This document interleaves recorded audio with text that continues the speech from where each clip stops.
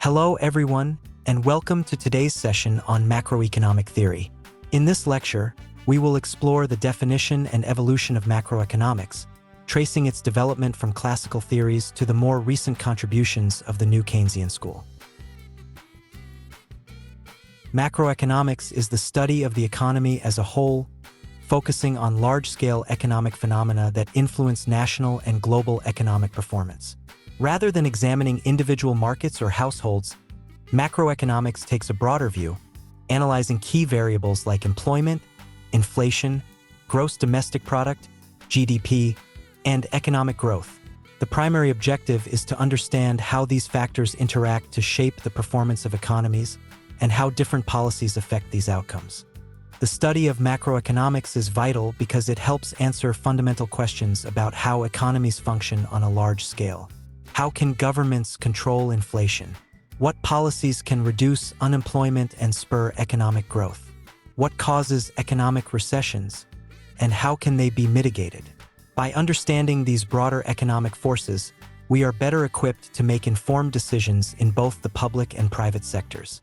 Historically, macroeconomic thought has evolved through several schools of thought, each contributing unique insights into economic dynamics. Initially, classical economics dominated the field, with its focus on the self-correcting nature of markets. Classical economists, including Adam Smith, believed that the economy is self-regulating and that government intervention was unnecessary. According to this view, markets naturally adjust through the forces of supply and demand, and economic equilibrium is reached without the need for external intervention. This idea is known as Say's law, which states that supply creates its own demand.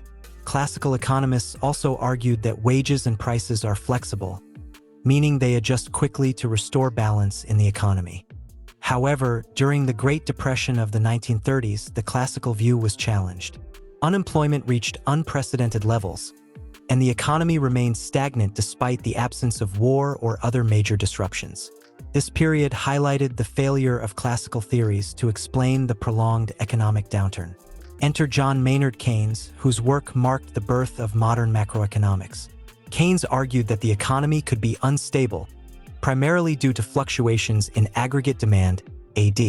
Unlike classical economists, Keynes believed that wages and prices are not always flexible, particularly in the short run, and that economic downturns could persist for long periods without government intervention. Keynes introduced the idea that government policies could help stabilize the economy.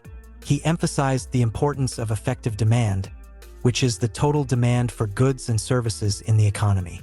During times of recession, Keynes argued that governments should increase their spending and lower taxes to boost aggregate demand and jumpstart economic activity. This approach became known as expansionary fiscal policy, and it was designed to offset declines in private sector demand. Keynes also highlighted the role of monetary policy, where increasing the money supply could lower interest rates, encouraging investment and consumption. However, Keynes acknowledged the possibility of a liquidity trap, where increasing the money supply would not be effective in stimulating demand, especially when interest rates are already near zero.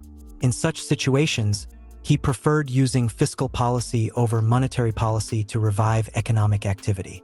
Despite its successes, Keynesian economics has faced criticism over the years, particularly from monetarists, who argued that inflation was primarily driven by excessive growth in the money supply. Monetarists, led by Milton Friedman, rejected the Keynesian focus on fiscal intervention, believing instead that controlling the money supply is the key to managing inflation and stabilizing the economy. According to monetarists, expansionary fiscal policies, if coupled with monetary policies that increase the growth of the money supply, would only lead to higher inflation without solving unemployment or boosting long-term economic growth. Monetarists also challenged the Phillips curve, which suggested a trade-off between inflation and unemployment. Monetarists argued that this trade-off only existed in the short run, and that in the long run, inflation and unemployment are not directly related. They believed that the economy has a natural self-correcting mechanism, where inflation is ultimately a result of too much money chasing too few goods.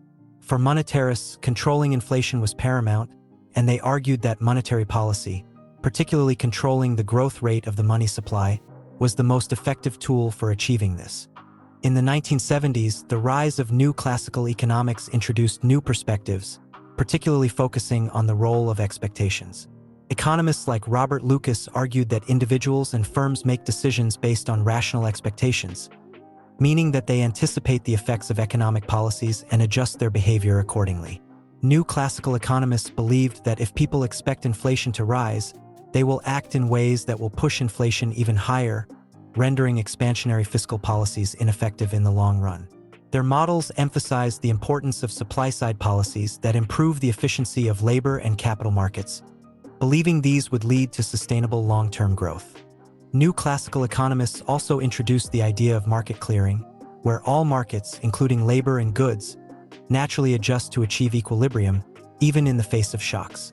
The central tenet of new classical thought is that government intervention should be minimal, as market forces, guided by rational expectations, are generally sufficient to maintain economic stability.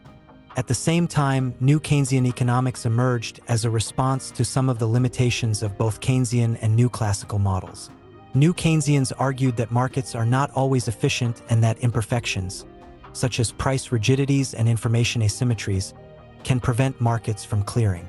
For example, in labor markets, wages may be sticky, meaning they do not adjust downward quickly enough during recessions.